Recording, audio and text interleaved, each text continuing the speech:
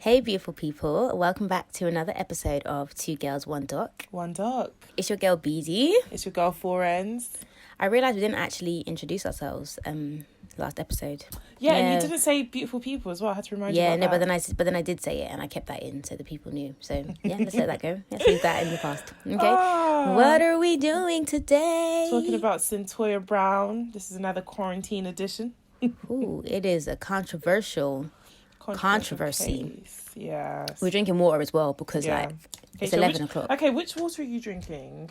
Do you know what? Speaking of water, maybe we should actually do this documentary. You know, on Netflix, they have a series called Rotten, and each episode is like a different thing. And yesterday I was watching the one about bottled water, and bottled water is a scam.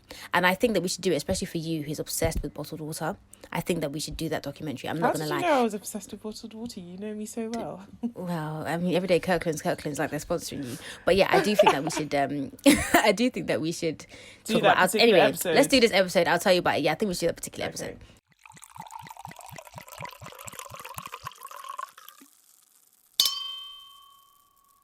So, this documentary, I just want to say off the bat, because it's going to affect how I narrate this, I fucking hated it.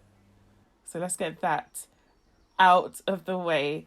This documentary, it just seemed like it was basically all archival footage. Like, it seemed like they filmed it ages ago, like when this was happening, like real time. Yeah. And then for some reason they weren't allowed to release it. Yeah. And then the case became relevant again. And then they were like, oh, this is our chance. Like, let's release it. Yep. The subject matter itself is interesting because everybody knows the case. But I just feel like the way the documentary went about it was really bad. I don't know how to explain it. And it made it seem extremely boring as well. I don't know if you got that vibe. Like, I was bored by the time I was like 5 minutes in. I was like, I'm over this documentary. The thing is, it's good that it wasn't like sensationalizing it or making it all like, it was just, and this is what I mean by it's all archival. Like, at the time, like, had this come out at the time that this all happened, it would have made sense. But if it were a documentary that were filmed today, and you know it wasn't filmed today because Cyntoia is like 12 in all these clips, and then when back in the day where the TVs with the back off, the TVs the screens were smaller. Yeah. So when it comes now to the whole like 1920 1080 dimension or whatever it is, it has like the black lines, the black portions on the side. It was like that, so you know that it's old. And I just feel like I was gonna Google it like to find out about it, then I was like, I can't even be bothered, because it was just like it did what it aimed to do, I guess, which was tell the story of Cyntoia Brown. But for documentary's sake, it was just a bit blah. And it was all from I don't even think it told her story, because it was all from like the legal standpoint. So and this is what I didn't like. I thought I was going to learn about her actual story, like how she got to that point of committing the crime. Then there'll be a bit about the case. I didn't think that we were going to have that, because remember, I saw online she was talking about how she wasn't involved in this documentary. Yeah, that bit I didn't understand either, because she was very much recorded and filmed. So what did she think she was filming? No, but this is what I mean. That I'm sure that this was filmed for another purpose or something else. She was not involved as in terms of her now being out and being 32 or however old she is, she's had no input in how this story was told. And I'm sure that, because I remember her saying something about her doing her own documentary. I'm sure if she were to do her own documentary, it would be from the standpoint of what it was like for her in prison, her life before, what led up to everything. It would be from her point of view, rather than us seeing all these different motions and all these lawyers and stuff argue. Like, there was a point where all of it was just lawyers talking to each other. Literally, it was like, jargon. If I wanted to watch Law and Order, I would have watched Law and Order. Exactly. And this wasn't even Law and Order SVU. It was just jargon. Like, it wasn't the interesting one. And I'm so sorry, Cyntoia, but I'm not going to be watching the one you bring out, because I've been scarred by this. No, I'm going to watch it. Because of this one, I'm definitely going to watch it. Because it's not going to be worse than this. Okay. And also, it's going to be from the horse's perspective, mouth. Yeah, as in, if anything, I'm definitely watching that one. Anyway, you guys, I'll do the episode by myself if Florence doesn't want to watch it. Okay, so we open up this documentary with on-screen text, and it tells us that it's September 1st, 2006, and Cyntoia Brown is 16 years old. And at this point, she's been incarcerated for 3 weeks, and she's in juvie. We hear her state her name, the fact that they're in Nashville, and her charge. I was charged with homicide and robbery and possession of weapon, and criminal impersonation. So we just kind of see her in her orange jumpsuit, and she seems kind of like an old soul. I don't know if you got this vibe from her when you were watching this bit. Yeah, kind of just the way she speaks. Yeah, like she seems like she's been through it. Like you wouldn't be surprised to hear that this girl's been through it. And she's speaking about how she's never really been loved and she's always been unhappy. That's because I was so wanting to be loved, because I really just never felt like anybody loved me. It's really sad. Really, really sad, because it's true. Like, and she's talking about it so matter-of-factly as well. It's not like she's crying about it. She's just kind of like, oh, I never felt she's loved. like, I never felt loved, kind of thing. And then we see her go through her daily routine, like being in juvie, which from what I could see, she has a bit more freedom than what I think people in normal prison have. But I may be wrong. Yeah, I don't know. So we meet Catherine Sinbad, and Sinbad. Can I just say... Not Sinbad. Can I just say, there are so many fucking talking heads in this documentary that I don't name all of them. So I only name a few. If you put down names, let me know, but I didn't. I wrote down Sinbad. Yeah, okay. But you were the first one, so I was still with it. I was still with it. After this, I was like, no, you're kidding me. Her lower third is Attorney Metropolitan Defender's Office. So she basically says that the state has announced intent to transfer her to the adult prison and treat her as any other adult in the system. And keep in mind she's 16. So obviously at this point, like, you don't really understand the fact that, but basically what's happened is she hasn't actually gone to trial yet for the murder. As we all know, she committed a murder. She hasn't gone to trial yet, but she's been charged. And she's currently in juvie, and now they're trying to decide if they're going to hear her case in juvie or in adult prison. And obviously adult court. Adult court means you'll be sentenced like 25 to life. And juvie, I think, allows for like actual rehabilitation. So if she gets transferred to the adult jail, then the minimum sentence is 60 years with possibility of parole after 51 years. I did write that. Yeah. She said 25 to life. Do you know what? I just had it in my head because that's the usual like thing you hear, like a murder. But I mean, she's going to be in there at least 51 years. Yeah, before she can be paroled. Whereas if she is tried in juvenile court, then that's not the case. I mean, that's a big difference between 51 years of your life, especially considering the details of the case. Yeah, and especially considering she's actually a kid, kind of thing. She's like, 16. She's 16. Like, come on. Catherine's job is to show the judge that Cyntoia is worth saving, basically, because in juvie she would receive medical help, i.e. therapy that would help her rehabilitate. So basically we're seeing them go through all the motions now of prepping a case for the judge so that the judge can kind of decide in their favour for Cyntoia to still be in juvie. So this like psychiatrist Burnett pops up. Is it Barrett? I don't know, can tell you, sis. Yeah, okay, I'm going to go with Barnett because of Love is Blind. He's a forensic psychiatrist, and he says that Cyntoia's case... Is the guy with the glasses? Yeah. Oh, he's cute. Yeah, he's cute. He's much worse. The case is much worse than anyone could have kind of imagined. So you have in your head, because let's be real, we've all heard the case before, you know, she's a prostitute, So you have in your head what a 16-year-old prostitute would have gone through. Mm-hmm. And then I always thought she killed her pimp, but it wasn't her pimp. Yeah, I thought that as well for some reason. Okay, so we have in our heads what this kind of person will look like, or psychologically, their psychological state. And he's like, no, it's much worse. So we see her talking to her psychologist now. This is different to the psychiatrist that she was talking to before, I think. And so they're doing this test where he shows her pictures that depict a scenario, and then she has to say what situation she thinks led up to it. So we learn later that this is known as the Robert Apperception test, right? And he does a couple of these, like he does a few of them, but there's a couple that stood out to me, right? So there's one where there's a picture of a man and a woman, and they're kind of like in an embrace. It's almost like he's about to kiss her. And then they have like a child watching them. And then Cyntoia says, I think they just got to arguing. She really doesn't want him to kiss her, but he's forcing her. Which is kind of weird because that's it's like... so crazy. That was so crazy to me. That's not what the picture looked like. The picture just looked like a mum and dad embrace, you know, and the kid is just kind of watching them. Yeah. But maybe that's just me. No. So I thought the same when I saw the picture. And then I thought that was very kind of like... telling. This whole thing is telling, and he talks about it after. But then there's another picture, and this one I think was a bit madder because there's 3 girls in a circle, right? That's all you see. There's 3 girls in a circle. That's it. And then Cyntoia says, This slut is telling her to give her the money. This bitch is sitting back enjoying it. I hate people like that, I swear to God. sis, like, I feel like if Literally. this doesn't show you The that kind there's of, past yeah. trauma at play here, then I don't really know what else will tell you that. yeah, I Because agree. 3 girls in a circle, you might even think, oh, they're gossiping about another girl, or oh, they're playing Talking Ring about a Ring boy, Roses, or anything else. But the way, I don't know, maybe it was editing, but I doubt it, because it Yeah. literally went from one picture to the next picture. And the venom, anyway, you guys heard it when I played it, like, literally, Yeah, it's just a lot crazy. Like, she was Yeah. she was mad and she was angry. Yeah, and then the guy says to the Catherine woman, like, All her stories were chaotic, and none of them had a resolution.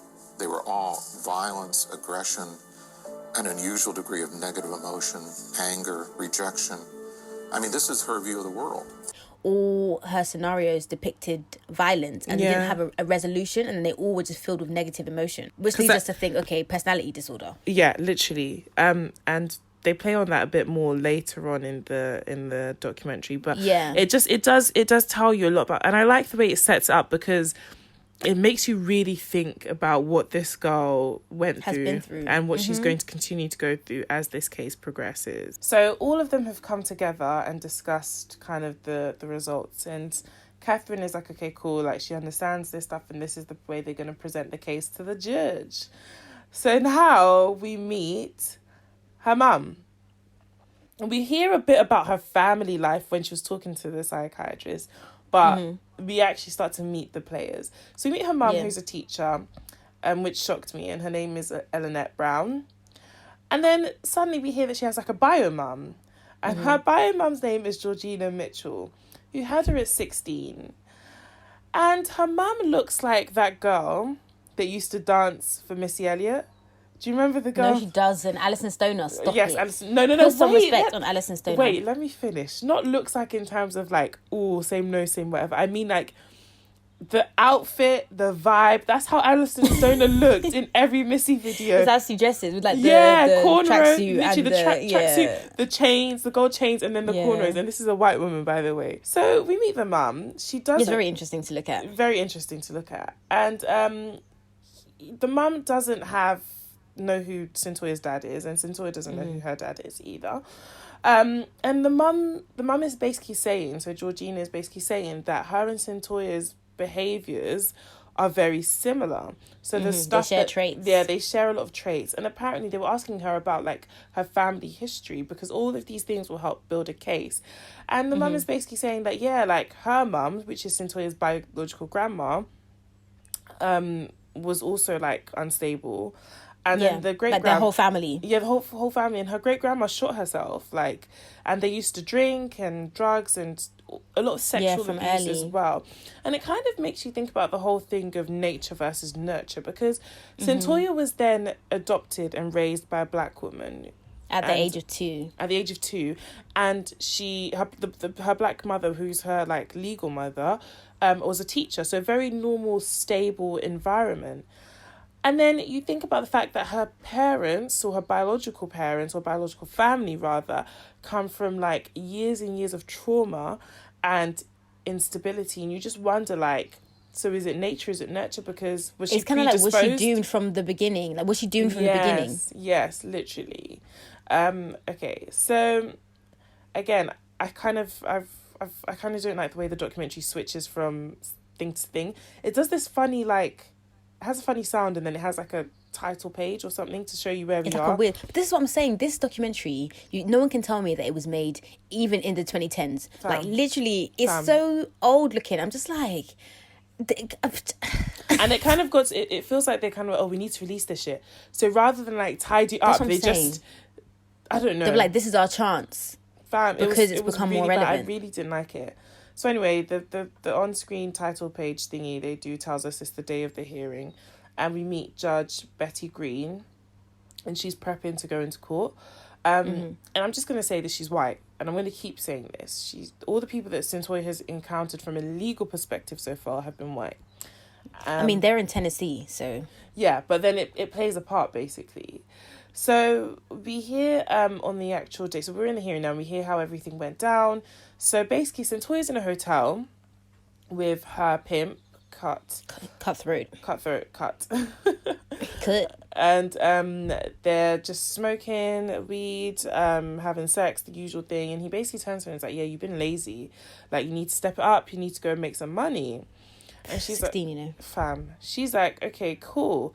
So she goes out on the street and I guess she goes to get some food from like a Sonic nearby, which is like a petrol station. No, it's not a petrol station. Sonic is an actual restaurant, but it's like it's a restaurant. Like a diner. Yeah, it's kind of like Burger King, but not as good. So she goes to get food from Sonic, and then she starts working, and then she's walking on the street, and then she meets John, who is the deceased, and he picks her up in his truck. And I've always wondered, like, how do you know a prostitute? Like, but sometimes I don't think they do. Like, guys just shout all the time. So you guys will catcall you all the time. So you think that whether or not. Then when you get in, then you start saying, actually, like, this and this. Because then they started haggling. Yeah. He was like, oh, are you down? And she was like 200, and he was like 100, and then they agreed on 150. So it's not as if like she had a sign on her bum, like, oh, I'm yeah, a that's what I was saying. Like, it's a risky. But thing. then also, and I know that I'm sure that you'll probably get into this, but we see, like I said, this is archival footage, so we see what she looked like close to the time that this happened, and this girl does not look more than 12. She literally doesn't. So it's problematic in so many ways that this guy, so many ways. Like, as in John is not the only victim here, is what I'm saying. Literally. So anyways, the deceased picks her up, gets into car. As BD said, they start to negotiate a rate, and they kind of agree on 150, because she said 200, he said 100, 150. And again, it's like $150 for like sex with this girl. It's mad. So she's like, okay, cool, let's go to the hotel she just left cut in. And he was like, nah. He insists on taking her to his house.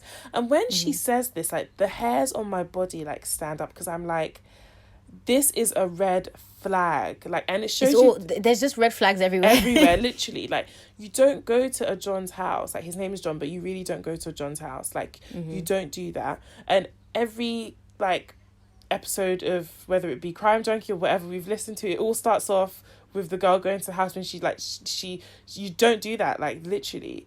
So yeah, they go to his house and he insists on it, which is a red flag. And then she says on the way to his house, which I think is really key, but I don't even know if people pick up on this. She says how he spends the whole time talking about himself and how important he is and all the stuff he's achieved, and that he's in the military and he's that and he's that. And it just kind of builds his picture of this like kind of narcissist, basically.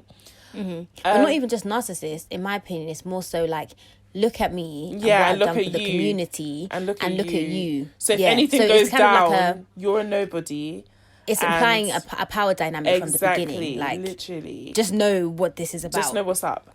And then it's even worse, because they get to the house and she's on the dining table eating, and then he's showing her his guns. And it's like, for me, that's scary. It's scary as fuck. But even if I wasn't like, a prostitute, for a guy to be showing me guns, or anyone to be showing me guns, but then you're in this already vulnerable situation, and he's showing you guns. So she's to play devil's advocate, all we know from that night or what happened is Cyntoia's point of view, because John is dead. Yeah. So I think that as much as it's like, okay, this story is about her story and everything, we have to take everything with at least a little bit of salt, because we don't know what happened. There's no CCTV evidence. There's no nothing. All we know is what she has told us, and that's it. And we will never ever be able to verify it. So not to say she's lying, but just to say, like, we have to think critically a little bit, because we don't know. All we know is what she said. Yeah. So showing me guns would be like, oh, rah, this is mad. But maybe he didn't. Or maybe he did. We don't know. I mean, the only thing we can say is the guns were very much out, like, there. All we can say is he was shot by Cyntoia. The guns were very much there, and he was shot. So she says that he's showing her these guns, and she's getting nervous. And, they ask her in court, are you a nervous person? And she's like, no. But she started to deep, and this is when she says it. She said she deeped that, like, he's told her all this stuff, and basically she's a nobody, and, like, if he does and he's clearly a somebody. Yeah, exactly. So basically, she is really smart. She says to him that she's tired, let them go and sleep. So they go upstairs, because her plan is once they fall asleep, she will then, like, escape and leave and, like, sneak out, which is really smart. So they get into bed. Yeah, it's smart, yeah. It's smart, but it's confusing to me, because have they had sex yet? Yes or no? No. But this is what I mean. So the reason that she followed him to his house was because they agreed to have sex with one another, and he was going to pay her the 150. And the reason that she even did all of that was because Cup was like to her, you need to make some money. So it's like, what, like, you had the food already that you needed, yeah? You go into his house to not sleep with him, like, I don't know, it was just confused. Like, that whole bit just confused me, because it was like, are you going to do prostitution or are you not? And if you were, then why did you go to... If you went on it, why did you follow him to his house? I think she was on it for the money and all that kind of stuff. But I think when she got there and she deeped what he was on, she wasn't on it. Because remember, initially, she was going to go to a certain area of town where... where she was comfortable. Yeah, that's so true. I feel like she was on it, obviously, and it's good Like, money. he might sleep with me and then kill me.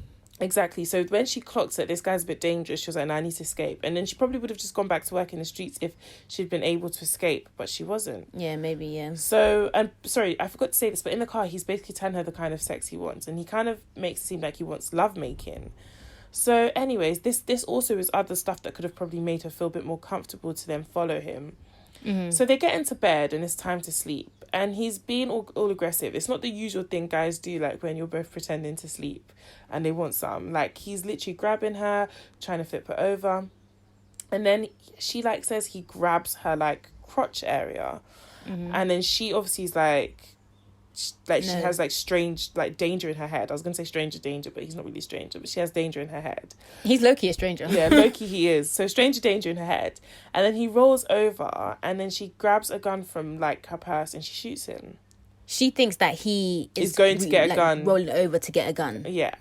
But then this is kind of, I don't know what Wait, is the gun her gun? Or was it his Yeah. gun? So she has a gun in her bag, which most, like, sex workers do.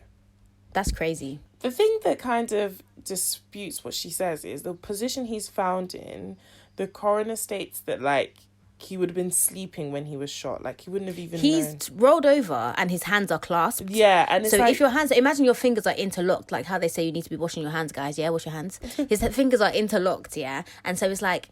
He died that way. So obviously when you die, like, you go into rigor mortis and you get all stiff, right? So it's not as if he was dying and then he clasped his hands and then he died that way. Like, he died, like, instantly. Yeah. So he dies. And it's like, if your hands are clasped like that, what were you reaching for? Exactly. Like, so it just kind of looks like he was actually just sleeping in that position and at she the shot time, him. yeah. So it's a bit... And then she takes his wallet and money and stuff. And this is what makes everything just seem so much worse. Like, she takes his wallet, his money and his keys, and then she drives off. And basically, we don't know the ins and outs of how they tracked her down, but I suspect it was that way.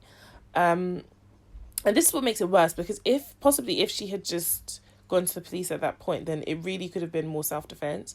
But the whole taking the wallet and the money, it just doesn't look good. So after all of this stuff is discussed in court, the judge basically decides to transfer her to the adult system. Adult jail, baby. And I called racism at this point. But then again, race never came into it for me during this documentary. Do you think? Surprisingly. Not really. I definitely did quite a few times. Because I don't understand how you can listen to this case. Because they also presented the evidence from the psychologist basically saying that, you know, everything wasn't all together with her. There. How Do you know what? I think it's less... Maybe it is... I think, to be honest, I think there's always an element of the race tone underlying all the time. However, I think it was more of like a class thing. Because even with the way she talks, like, at times I was like, sorry, what? Like, it's very like... like, isn't... Because... Okay. Her biological mum is what some people might, at the time at least, is what some people might describe as like white trash, right? That kind of vibe. Yeah. And her legal mum, the black woman, was more middle class, had a job, blah, blah, blah. So I don't think it was more so that, oh, this is a half black girl. I think it was just, this girl kind of, like, it wouldn't have made a difference. Like, she's not going anywhere anyway. Like, her life wouldn't amount to anything anyway. So what's the point? I think it was more from that, like, respect rather than... Rather than, oh, it's a black girl. So it's not like she's some Harvard graduate that... Yeah, like, she's just... It's like, the streets would be fine without her. Do you know what I mean? Like, what difference is it going to make? I think that's kind of what it was. Which is wrong too, but it's not race-induced. Yeah, I never really thought that. So, yeah, there's that perspective as well. I just feel like her life, like, she had no chance from the beginning. But then you say that, but I don't really agree, because she actually had a chance to have a decent life. Like, even when she was like, even though I think there's more to her relationship with her adopted mum than they touch on, because she says that she was never loved, but you came from, like, your mum was very stable. So maybe there was something there we aren't aware of. She said that she never felt loved. That doesn't mean that people around her didn't show her love, but to her, it probably just wasn't perceived as that. And if someone is strict and being like, look, don't go out, don't be smoking, come home on time, you're thinking, oh, this woman doesn't love me. Why she's always telling me what to do? Fam, that's every Nigerian parent. Do you know how many times I packed my bag and got to the bin? I always knew where I was going to run away to, yeah. I always knew where I was going to run away to. The park by my house. I'm dead. That park, your parents would have found you in 2 seconds. No, not that one. Not the one on my road. Like, it's like on the way to the station. Oh! Yeah, that one. But then I was thinking, like, there's not even shelter. Anyway. But yeah, I think that she kind of, maybe not resented. I don't know. Like you said, they didn't really touch much on that relationship. But she probably just felt like, I just think, especially when we speak to her biological grandma later, I think that just reveals a lot about where this life was going to go. Yeah. And like I said, it's back to that whole nature versus nurture thing. Yeah, it's crazy, man. It's so crazy. So she now has to get a new attorney because she's been transferred to adult, like, jail. So she can't have which is sad. It's like another thing now to It's be doing. literally another thing for her to worry about.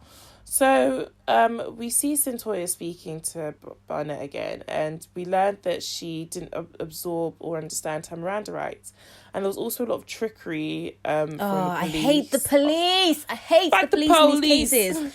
Honestly, I hate them. Like, they're bullies. They're actually bullies. These people who interrogate, and if this is the way they're trained to work, then just shut everybody down. Because you're not getting the actual criminals this way. In this case, she was the actual criminal, but yeah. but the still. only police officers that really know how to do their job well are Detective Benson and Stabler and all the other people in the Law and Order SVU department. And do you know why that is? Because they're fictional. It's a TV show. That's it. Bloop. And oop. We are never going to be let back into America. And to be fair, I don't want to fucking get into us and not handling this coronavirus well anyway. Atlanta's open, Atlanta, they're doing their thing. Fam. Well, Georgia, but, Atlanta specifically. Fam. Anyway. Yeah, so... My Esther's going to expire soon anyway. So, yeah, she didn't understand or understand her Miranda rights properly, which, if she had, she would have known that she shouldn't have said anything without a lawyer present. Listen, if I've learned one thing from Central Park 5, I don't care if they arrest me and I have no idea what the case is. I want a lawyer. That's all I'm saying to you. That's it. I don't care what you threaten me with, what you promise me. I need a lawyer. That's it. I ain't telling you shit. I need to tell you what I had for breakfast that day. You don't even need to know. I'm not confirming my name, sir. Sir? No, I will not spell it for you. Sir? You spell it how you like.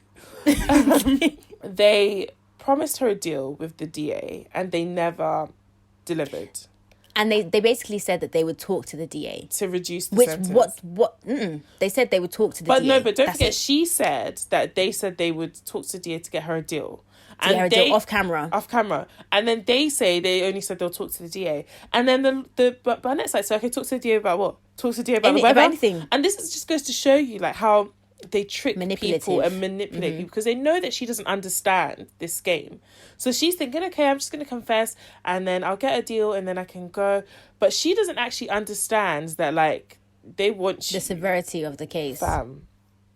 So it's really sad. And you know that something was said between them because in the second tape, when they come back, she's like to them, but you promised. And they were like, they responded to it. Yeah, they responded to it. So it's been 2 years of incarceration now, and it's the morning of her criminal trial. Her judge this time is Randall Wyatt, and again, he's white. So basically, we go through the whole trial. We see a lot of legal, and this is all the stuff I mean. Like, nobody is watching this documentary to see these trials. Like, no. First of all, let me highlight these court cases. Every court case in this documentary reminds me a lot of the Gabriel Hernandez. Hernandez, yeah. Fernandez. Yeah, Fernandez or Hernandez? Fernandez, because it's Aaron Hernandez, Gabriel Fernandez, yeah. Fernandez, yeah. All the court trials in this documentary remind me of that in the sense that they're boring. Okay, like they're boring. We don't want to see it. That's why we watch TV shows, because they get the good ones. They're boring. The lawyers have zero vim. I always expect vim, and this is why I'm sorry.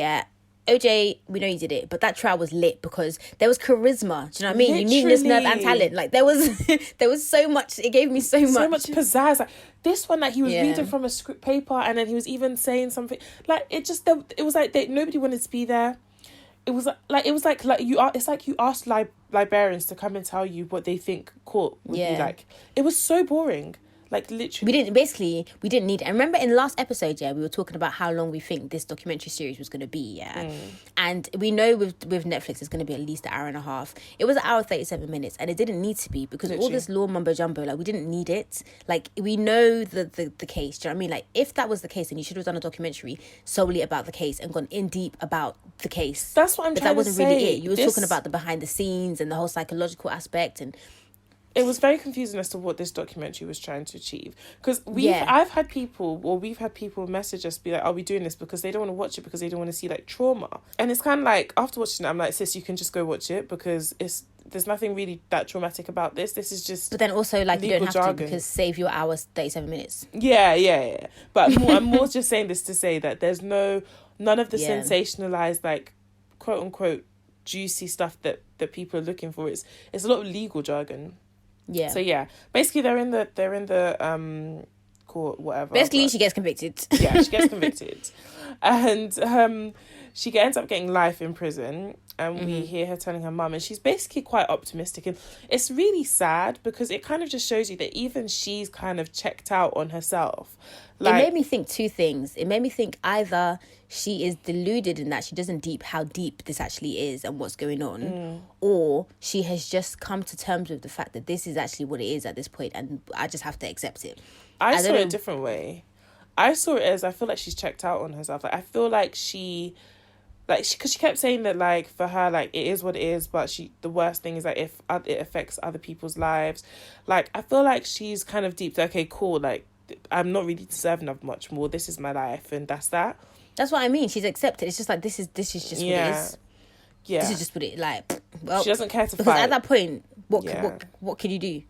So and even deeper because it's not until she gets older where, like, later on in the documentary where she starts to be like, oh, let me try and fight this or whatever. Yeah, literally.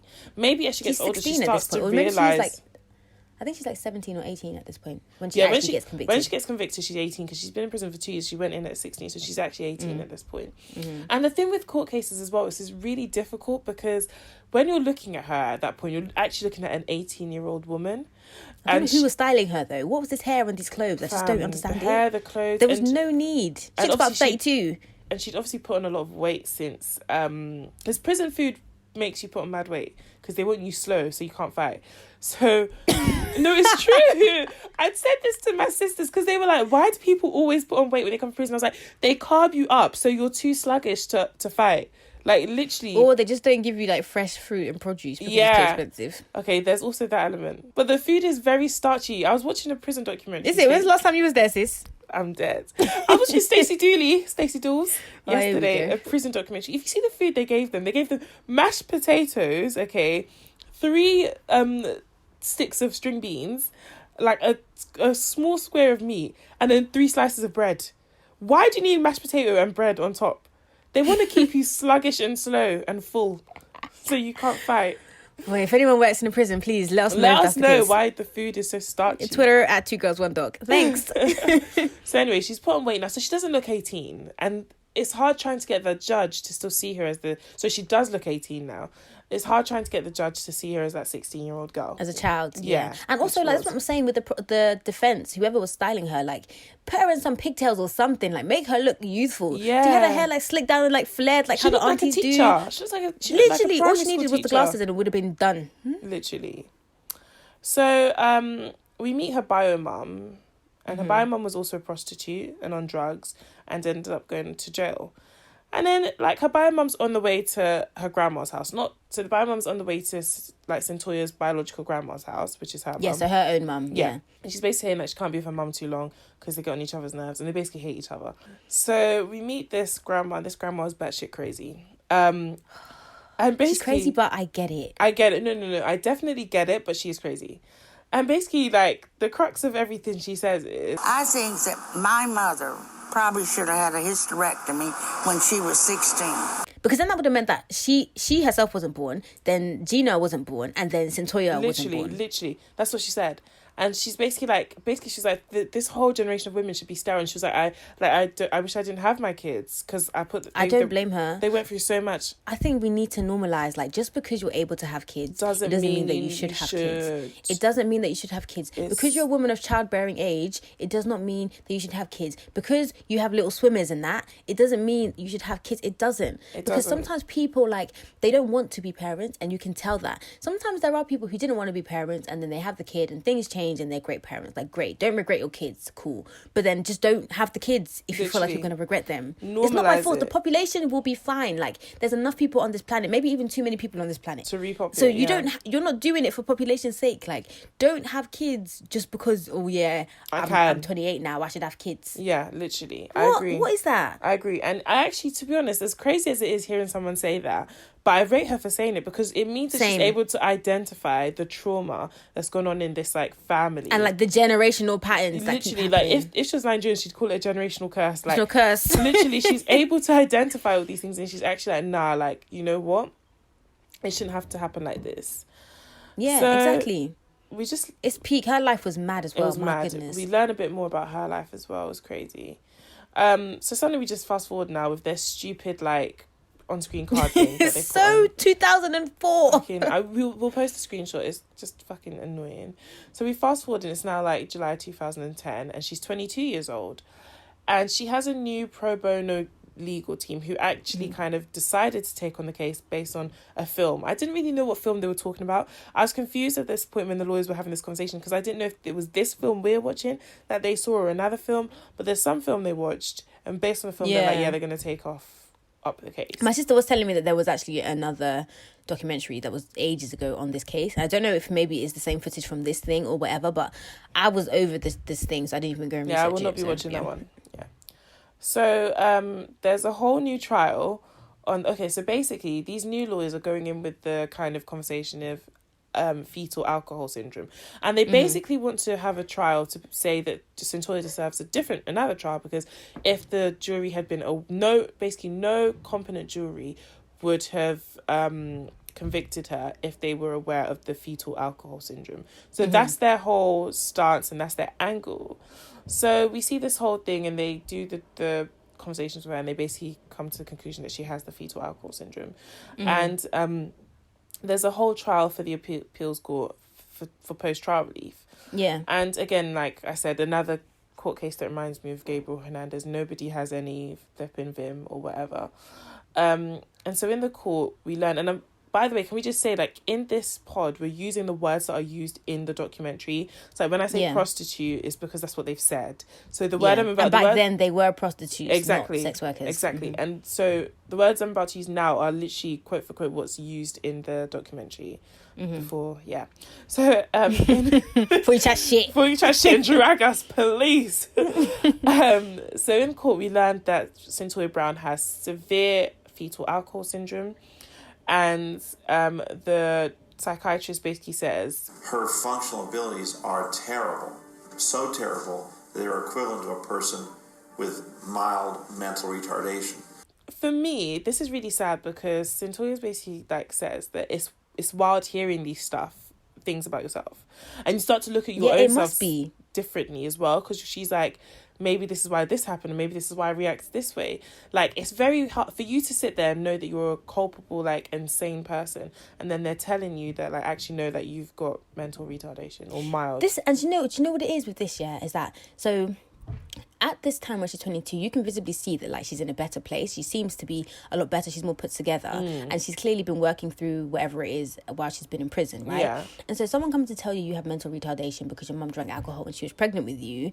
It's like, okay, so am I just destined to not be okay then? Is there any point? How about so is there any point? It's kind of, it's kind weird. Of like, I get you're trying to do this to get her out of jail, but it's kind of like you're saying, look, she's fucked. It's not her fault, but that's just how she is, and it just affects everything she does. And it's like, wait, I've been getting better. Like, I'm doing well. Like, I'm actually doing good. Personally, for me, I don't really think she has it. I just think she was a girl that's been through a lot of fucking shit that fucked her up mentally, but she's getting better with therapy. So I think that might have been a factor, but I don't think maybe it's like not necessarily a long-term thing. Maybe Yeah. it's like, or maybe it can be offset by other things. I don't know. I just I'm think not a so much was scientist. going on in her life then that may have like exacerbated like Yeah, and trauma as well. And her Yeah. being in jail, like, she's not worrying about how she's going to get fed off the streets. Like, it must take off a lot of stress and trauma that she doesn't have to. I mean, I'm sure prison is its own trauma, Yeah. but it's different to what she's been facing. Yeah, 100%. So after this, we learned that the judge acknowledged the fetal alcohol syndrome, but he denied relief. And I was just like, what the fuck? So you're basically saying that you can see that she has something that prevented her from having all her faculties in order, but you don't really think that if a jury knew this, and this is why I say, like, I call racism, but then also it could be classism. Either way, it's just kind of like, more so that. either way they look at her and they just don't think she's worth a life on the street. Exactly. And then we also need to Which is really sad. which is very sad. And we also need to remember as well, in America, the prison system is privatized. So they make Exactly, money there's off motive. of the amount Each of inmate. mouths they have to feed in a prison. So there really isn't an incentive to have people out. And there also isn't an incentive to rehabilitate. Like, it's so crazy. Like, prison is not about rehabilitation, which is why, like, the standards are so piss poor. Like, they just want you in there, like, to get their check and get the fuck out. There aren't a lot of programs in place. There are very few prisons that have really good programs in place to actually help rehabilitate offenders. So let's keep that in mind with how many times they like try to stop this girl from getting out of prison. So we see her biogramma again, and she's based back to saying that the genetics need to end. And she basically says that she experienced rape. So she says that she was really sad. She was in the kitchen, and she names the person, but I don't know if he's related to her or something. Yeah, I don't know if we've met the person before, because she just names them like we should know who she's talking Yeah, about. Like, I don't know who this man is. I don't know who this man is. Sorry to them, man. I might sound crazy, but I feel like that person is a relative. Yes, yeah, I think so. So I feel like she's related to the guy that did this. She's in the kitchen cooking, doing her thing, and next thing, this guy, I think his name was Tom, grabs her, takes her to the room, rapes her. And then she got pregnant off that rape. pregnant. And that pregnancy was what bore Georgina, who is Cyntoia's biological mum. And she got raped as well. Exactly. And groomed. Cyntoia's mum's been being raped, like, from a very young age. Oh, so it's just so sad. it's just like a shit circle, as BD would say. Like, it's just a circle of shit, like, generation from generation. So it's really sad. So back to Cyntoia's bio mum. She hates her mum, and she basically says, like, if her mum was a better mum, like, she says, if my mum was a better role model, there would be no Cyntoia Brown story. And it's true, but then at the same time, the mum also was going through her own shit. So yeah, if there wasn't her mum, there'd be no Gina Mitchell story. If there wasn't her mum, there'd be no... Yeah. And that's what I'm saying. Hysterectomy for the win. I'm not gonna lie. Like, just not to say no one deserves to be here, but, like, if you... I don't know, it's a tricky one, but look at all the pain and trauma that has happened and been passed on and on and endless. And again, like I said, it's the nature versus nurture thing, because Cyntoia was removed from that, like, environment from a young age. Yeah, at 2, you know. And still, like, and, like, earlier on, I didn't mention this because there's just too much stuff going on in this documentary, but her mum basically says that, like, she was cool until she got to, like, 12, and then she started acting out. And then she was, like, running away from home. And then she basically says that, like, Cyntoia said she ran away because she knew that she wouldn't be allowed to drink and smoke and all of the stuff she wanted to do. The structure. So, literally, like, you do have to wonder, is this a genetics thing? Because if she's removed and given a stable environment, why would she not thrive? So... Yeah. And she was okay for 10 years and then... Yeah, so it makes you think, is that mental thing that they all have? Who knows? So, again, the stupid time card comes up and we're in November 2017. And Cyntoia is now 29 years old. And you really start to think, like, she spent 13 years in prison. Like, a lot of... Like, these are her formative, like... The years you're meant to be... And she said it before. She was like, yeah, like, when she was 20, she was thinking, like, like, she should have graduated. I should be graduating. Yeah, it's mad. Because deep, like, we're not even 29, yeah? So it's like, all this life that we've lived from the age of 16, we would have been in prison still. Literally. And we knew each other that whole time. Yeah, exactly. All these experiences that we've had in this time, we wouldn't have had because we would have been in prison. Crazy. No Snapchat memories, no Dubai 2018, none of that. None of that shit. No Amsterdam, nothing. Nothing. So... Priorities. We didn't even say graduate or anything, just holiday. Fuck them hoes. Get me out of here. Can outside open? So basically, she's been in prison for 30 years, and we actually learned that she's getting a college degree and stuff like that. Yeah, she has 2 degrees, which is lit. Literally, she's lit. She's actually very smart, and she's doing a lot of stuff, and a lot of people have wonderful things to say about her, but we'll get into that later. So her story is now making national news because, like, a reporter reported it on Fox, and there's also been a change in Tennessee law from her case, which basically says minors can no longer be charged and sentenced as prostitutes. Which, if this was in place during her, like, fam, these kids are exploited. The same way you wouldn't charge a child you see on, like, a child pornography tape is the same way you shouldn't be charging kids on the street. And also the fact that you have statutory rape charges, I don't understand how you can then have statutory rape charges and then also have child prostitution charges. What does that mean? What the fuck? Literally, Sarah, you are contradicting yourself. Honestly. So yeah, and if this had obviously been in place during her trial, then it would have been a completely different story.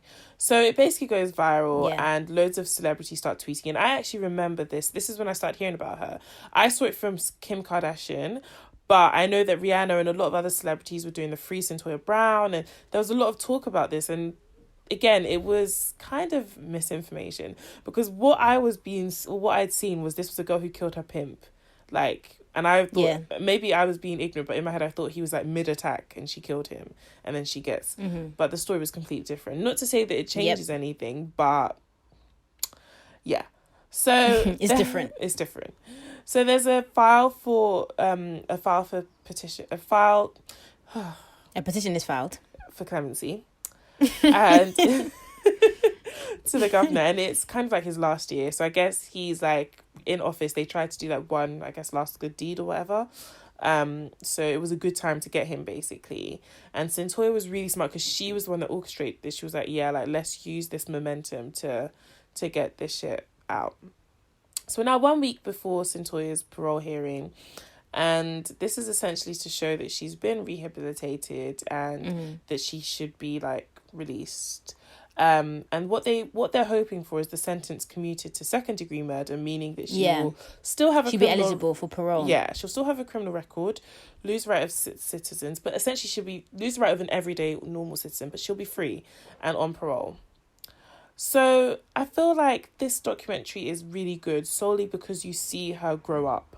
And that's what I really liked about this documentary. You see growth in her. Yeah, like, she's definitely not the same person you see at the beginning of the documentary to the person who... In more ways than one.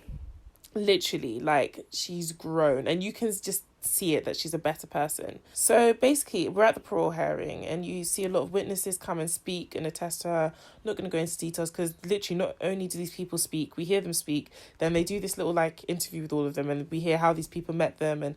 It's just too much. Like, we don't need to see all this shit. We didn't need any of it. We didn't need it. But it was really lovely to hear such amazing words spoken about her. And again, it reflects the growth. Yeah. So then the victim's family comes out and speaks. And they don't really say anything much of substance other than they're sad and, like, he will be missed. They don't really say that she shouldn't be paroled, or she should. Yeah, at least if they do, we don't see that. Yeah. They didn't say that. We don't see that. We didn't see it, basically. And it's a bit mad because I can't lie. I see it in 2 ways. This guy was like a however old guy. Like, he must at least have been in his 30s picking up a 16-year-old girl. So you have to think there's something not right there. But yeah, we don't know. So we hear the recommendations from everybody on the board. One of them says to commute the sentence. Another says change the parole date to 2029. Another one says decline the application, which is so wild to me. Yeah, and these all go to the governor, and he has to decide what to do. So it's important to note that these are just recommendations. Ultimately, the governor will convene to all of this and make a decision, but he just has a recommendation. And don't forget, there's a lot of like social media pressure as well. So it's now... And also, this is his last year, so it's like mic drop. Do you know what I mean? Like, go out with a bang. That Obama mic drop. Like, you might as well just... If it's me, I'm like, fuck it, just let her out, man. Let her out, man. She's been, 15 years, what? So, it's now January 2019, and Cyntoia is 30 years old, and this is 8 months after the hearing. Can you imagine waiting 8 months? Like, fam. I mean, she's already done, 13 years. Yeah, but it's so different when you feel like you can taste that freedom. It's very different. True, it's very different. True. So it's been 8 months after the hearing and the decision has been made. The lawyers are called in some covert operation and told the decision. I didn't understand all of that shit. I was like, fam, just call me, fam. Why am I coming to your just crib? call me or send me a quick letter. What are you doing? Like a text, like free Cyntoia, like calm. She out. Let her out. Let her out. So basically he decides to commute the sentence to 15 years, which would effectively mean it ends in August, and then she'll move to a transition group and then probation for 10 years. So the lawyers go and tell her, and she's obviously happy. They say that she hugs her. We don't see this because it's in the prison. And then there's like a call. And also we don't see this because it's modern. Exactly. And she did not agree to all this shit. So there's a call they do, and like it's got all the people in there that have supported her and helped her throughout this period in her case. And she's basically thanking all of them and just thanking God. And then basically we're at the end now. And we hear Cyntoia just talking about being happy and having a new life and how she's going to use this new life and she's not going to disappoint people. Then on-screen text tells us she earned 2 degrees whilst in prison. She's written a memoir, and she serves as an advocate on behalf of trafficking victims in social justice reform. Also, side note, she's married.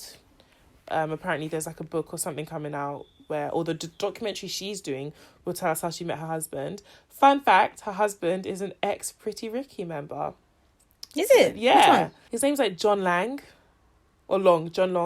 He was one of the ones where after Spectacular left, you know, they got some like quick... Oh, okay, don't worry. Yeah, he was in for like 2 tracks and left, but yeah. Never mind. Yeah. Probably even hear his own vocal from. Just blend in. Literally. Backup dancer. He has the hair that Michael B. Jordan had in Black Panther.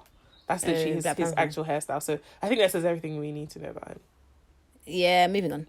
Yeah, so the documentary was long, and you know what? I'm glad we watched it, but yeah.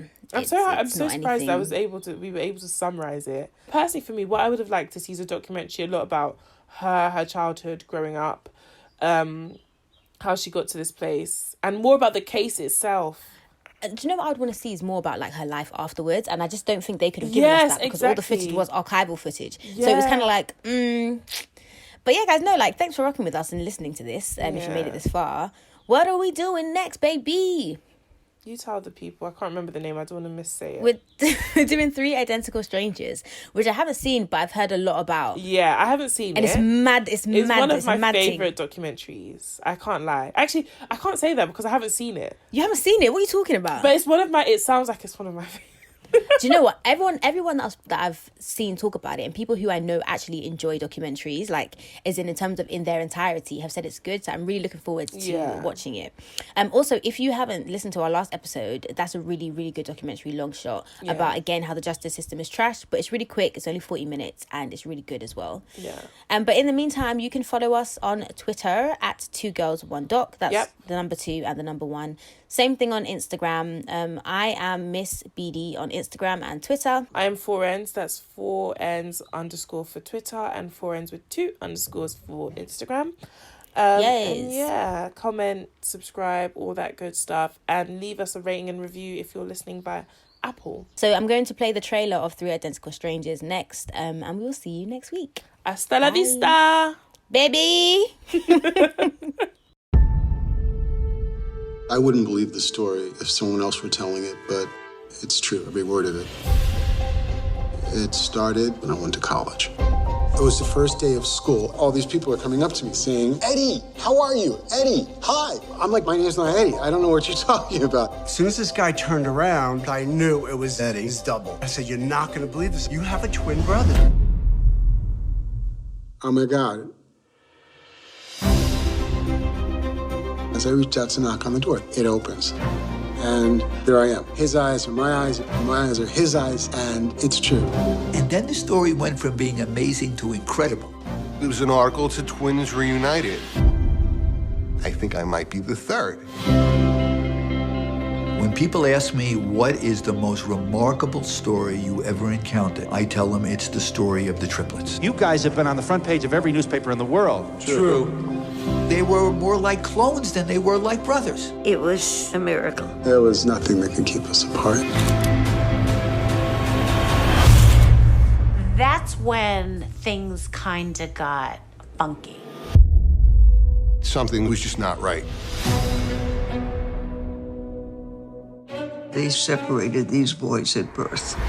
The parents had never been told that there were 2 other children. What was the purpose? Why? How could you not tell us?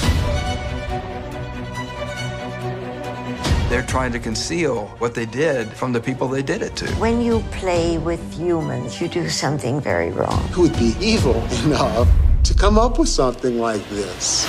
There's a lot of powerful people that would like to have this story silenced. There's still so much that we don't know. It boggles the mind. It's a mystery. I'd like to know the truth.